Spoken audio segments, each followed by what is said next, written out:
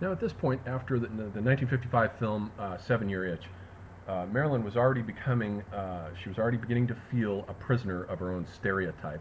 She was later quoted to have said, I don't want to be an erotic freak, I want to be a real actress.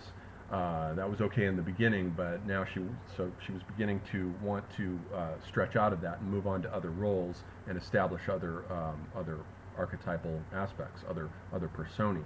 But this one stuck, and it's almost as though you could metaphorically say, as I do in the book, that the image avatar, like the myth of the golem, once it's brought to life, it's very, very difficult to kill. And it even begins to take on its own life, as it were, and contrive to have the real Marilyn, the flesh and blood Marilyn, eliminated from existence. You can almost picture her life in this fable kind of way, this fabulous kind of way. In between these two films, in 1955's Gentleman, or 7-Year Itch with 1956 Bus Stop, she decided to leave 20th Century Fox. She was looking for a new image, and she went to the Actors Studio in New York, where she practiced and took acting lessons along with everyone else, and wanted to learn how to become a real actress. So then what she then did was she took on the role in Bus Stop, which was a deliberate attempt to try to deconstruct her image. And that film is very deliberate because it features a scene in which it takes place in Phoenix, Arizona, and she's in a bar with cowboys in it, and she's singing a number that evokes comparison with the famous number that she did in Gentlemen Prefer Blondes, Diamonds Are a Girl's Best Friend, with the long pink gloves and so forth and the beautiful pink dress. In that film, she looks as luminous as an image out of a Van Gogh painting, like one of his marvelous flowers.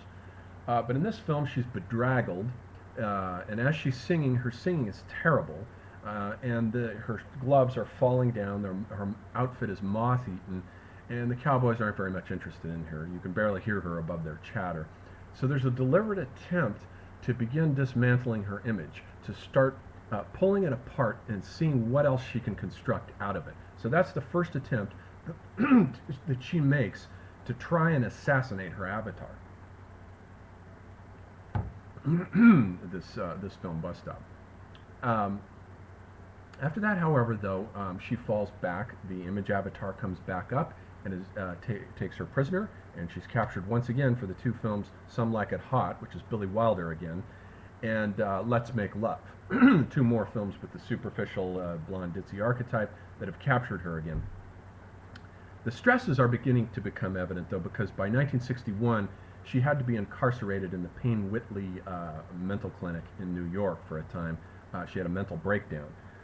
She was also increasingly using sleeping pills to get to sleep at night. So there's a real agon going on here. This creation of this image avatar that is trying to flatten her out is beginning to grind her psyche down. It's just being ground down bit by bit over time, and it's beginning to manifest itself in a difficulty sleeping at night. This is what happens basically when the individual is accelerated to the speed of light through electric technology. It begins to wear over time. It's okay for short intervals, but if you build a lifetime out of this, it can grind you down, as a number of actors and actresses and stars will attest.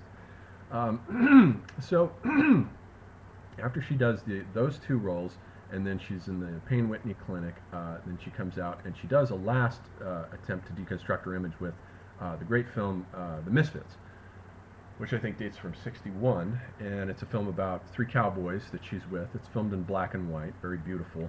The three cowboys are in love with her, and she drives out with them to the Nevada salt flats in the middle of the desert there.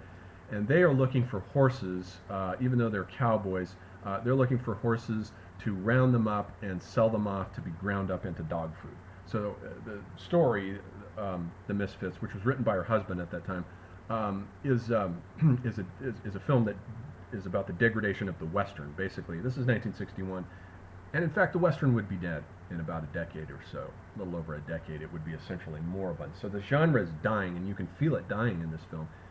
And she cries out. We see her in the wilderness, and she cries out. In this film, she radiates an air of persistent depression. This role is probably the closest that she ever came to actually playing herself as she really is. She radiates depression even when she's smiling in this film. And So that's the final attempt to deconstruct her image, but it looks like she started work on one more film after that, Let's Make Love, but it was never completed. But it does look like that film reverted back to the typical dumb blonde archetype. And so she was very unhappy at this time. Douglas Kirkland does a series of photographs with her after the film, which show her bright and luminous, they're classic photographs with her lying on the bed in these white, satiny, glistening sheets, and she just radiates this energy. But those images, despite the radiance of them that we see, are kind of a weird foreshadowing of her death, because she does end up dead on the bed. And her death is August 4th, 1962. And there are three different scenarios that have been proposed for her death. Now, the one is the popular one that everyone assumes, that she was so depressed that she finally decided to kill herself by taking a Nembutal overdose. And especially since seems there's a certain validity to that, especially since she had tried on 5 previous occasions to commit suicide with drug overdoses. So there is a consistency there. And the way she decorated her room, she didn't hang anything on the walls. It was consistent with a depressed person. But Donald Spotto, in his biography, it's a great biography of Marilyn Monroe. If you want to read one biography of her, read that one. Donald Spotto has an interesting hypothesis that I think is probably actually what happened.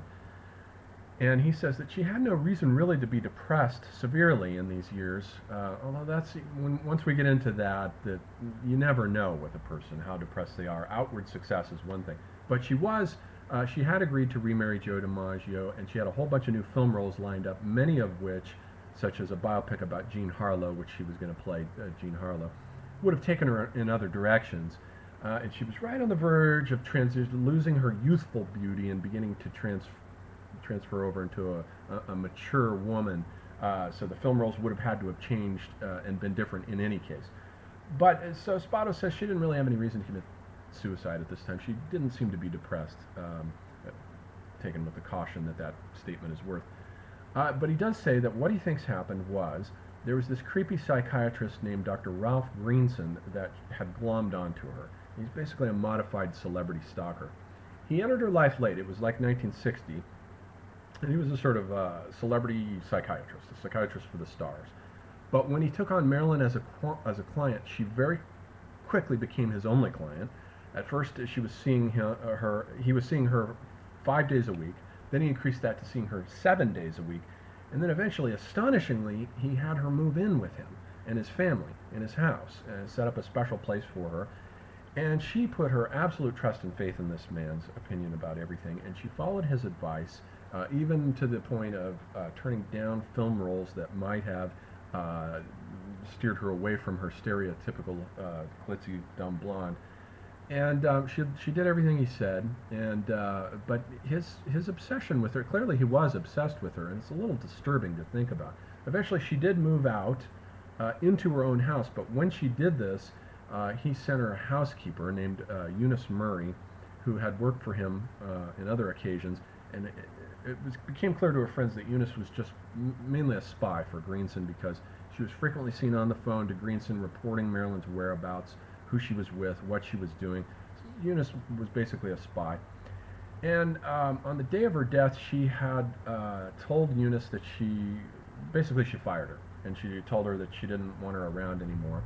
She had agreed to remarry Joe DiMaggio, and she was getting ready, or possibly had told Dr. Greenson that day that she was going to sever all ties with him as well. And now, at 7:20, roughly 7:20 p.m. that evening, she was on the phone with her friend, Joe DiMaggio's son, and he reports her as having been chipper and wide awake and perfectly fine, in a good mood. But by 7:45, she's on the phone with another friend who reports her as being incoherent and fading off with a litany of disturbing goodbyes, and then that was it. So something happened in between those two phone calls that could be consistent with a drug overdose. But Spotto suggests that what happened was that Dr. Greenson did not know that her other doctor put her back on Nembutal. Greenson had weaned her off of Nembutal. And he didn't know that the other doctor that she was seeing put her back on it, and so he might have advised, because she was having trouble sleeping that night, giving her a chloral hydrate enema. And Greenson wasn't there. He was there in the daytime, but he left at night. But Eunice Murray was still there, and she could have administered this chloral hydrate enema in between those two phone conversations. And chloral hydrate and Nembutal are fatal. You cannot mix them. And so it's possible that the enema took place and the mixture happened, and the two, Eunice would have called Greenson, and they would have found themselves in a suddenly drastic situation, wringing their hands about what to do.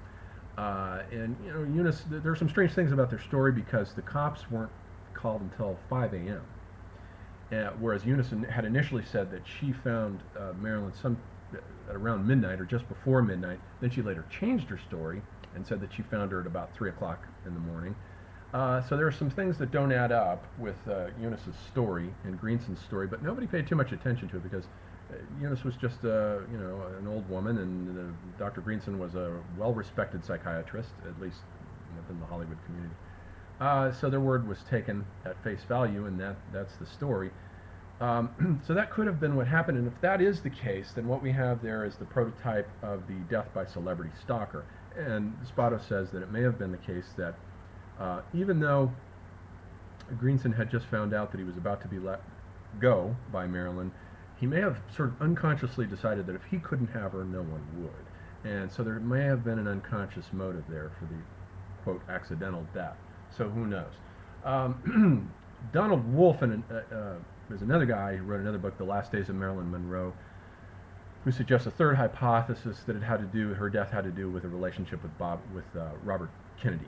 It's well known, Spotto in his book doesn't deny that she had an affair with Jack Kennedy. That's well known, but he derides the possibility of her having had an affair with Bobby Kennedy. But Donald Wolfe suggests that there are a lot of witnesses who saw her together with Bobby Kennedy, and there are some witnesses who saw Bobby Kennedy over the house that day in the daytime. And Wolfe hypothesizes that Robert was over at the house looking for the so-called the fabled red diary that might have held secrets that were of international you know, security interests, like things having to do with Cuba and so forth, and that he was looking for this diary, couldn't find it, came back later that night around 10 o'clock with two thugs, told Eunice and her son-in-law, who was there as a witness, to get lost, and they may have given her a hot shot, a cocktail of drugs to put her out of commission while they ransacked the premises looking for this diary, and that the hot shot may have either intentionally or accidentally killed her. In any case, they left, and then some witnesses say they saw an ambulance there at the house at 11 o'clock, and some other witnesses that there was a police helicopter and a bunch of stuff already going on there at 11 o'clock. So it's possible that this could have happened, and that it happened in a different part of the house, in a guest house, and that her body was moved inside the house onto the bed, where it was then found later that morning at 5 a.m. by Jack Clemens, the first responder who showed up and found her dead on the bed. Clemens did have the opinion that the crime scene had somehow been tampered with, but that could be accounted for easily enough by the fact of Eunice and Ralph Greenson wringing their hands over trying to figure out what to do about this suddenly drastic situation that they found themselves in. Either way, I find Donald Wolfe's hypothesis a little bit difficult to swallow because it requires two crime scenes, one around 11 and one at 5, and I think a big crime scene at around 11 would have been tough to clean up and keep quiet in those few hours. I find that hard to swallow. So I have a feeling that Spotto is right on the money, that he's got the correct hypothesis, and that it is a kind of modified death by celebrity stalker, a man who's obsessed with her. And but then if we shift metaphors and we look at it as the avatar, it is a kind of final victory of her avatar, her on-screen avatar, which is the only aspect of Marilyn that anyone would ever remember, and anyone has really remembered, who contrived then to eliminate the real Marilyn and have her put down for good, and now she has emerged victorious, metaphorically speaking. And so we have this classic agon of the celebrity descending into electric technology, wrestling with the avatar that they generate, and losing the battle, basically. And so the battle is lost, and Marilyn is ground up, and she becomes the prototype for the celebrity who dies by stalker, death by celebrity stalker. So that's the Marilyn chapter that's in the book, and dead celebrities, living icons.